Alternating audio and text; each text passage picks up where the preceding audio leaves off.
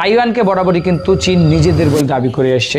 America যদিও তাইওয়ানকে সরাসরি একটা স্বাধীন রাষ্ট্রের মর্যাদা দেয় না, তবুও তাইওয়ানের সুরক্ষার জন্য আমেরিকা কিন্তু সব ধরনের বন্দোবস্ত করে রেখেছে। এই পরিস্থিতিতে হঠাৎ করে যদি চীন তাইওয়ান আক্রমণ করে দেয়, তবে ভারতবর্ষের উপর তার কি প্রভাব পড়তে পারে? বিশ্বের উন্নত সব সেমিকন্ডাক্টরের চিপ কিন্তু তৈরি হয় তাইওয়ানে। হঠাৎ করে যদি চীন তাইওয়ান আক্রমণ করে দেয়, তাহলে বিশ্বের যে এই সেমিকন্ডাক্টর ইন্ডাস্ট্রি, সেটা সবচেয়ে প্রথমে কিন্তু ধাক্কা খেয়ে যাবে এবং এর ফলে বিশ্বের বিভিন্ন প্রান্তের প্রায় সব দেশগুলোই সরাসরি এফেক্টেড হবে এবং ভারতও কিন্তু এক্ষেত্রে বাদ যাবে না, কারণ ভারতকেও কিন্তু এর সিংহভাগ ইলেকট্রিক চিপসের জন্য তাইওয়ানের উপর নির্ভর করতে হয়।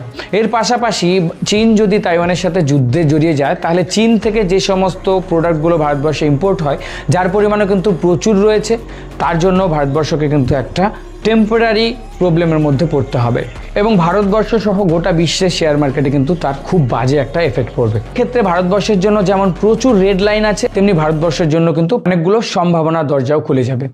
সারা বিশ্বের যত ইনভেস্টর রয়েছে, তারাও চায়না +1 পলিসি অনুসরণ করবে এবং তাদের জন্য সেফ কিছু জায়গা খুঁজবে যেখান থেকে তারা কিন্তু প্রোডাকশন করতে পারে। এবং দেখা যাচ্ছে ইতিমধ্যেই ভারত কিন্তু সেমিকন্ডাক্টর ইন্ডাস্ট্রিতে নিজেই পা ফেলেছে এবং সফল হওয়া শুরু হয়েছে।